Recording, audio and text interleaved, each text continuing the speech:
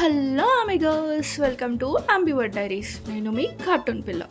ఈరోజు మార్నింగ్ నుంచి ఇంట్లోనే ఉండి ఉండి ఉండి చాలా బోర్ కొట్టేసింది. అందుకే ఈవినింగ్ టైంలో మెట్రోలో అలా నక్లెస్ రోడ్కి వెళ్ళిపోయా.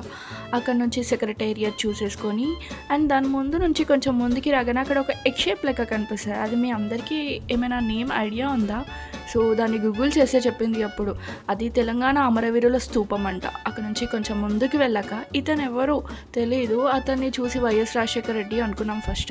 ఆ తర్వాత ఏంటి ఇతను ఎంత పొట్టిగా ఉన్నాడు అనుకొని చూస్తే అతను టంగుటూరి అంజయ్య అంట.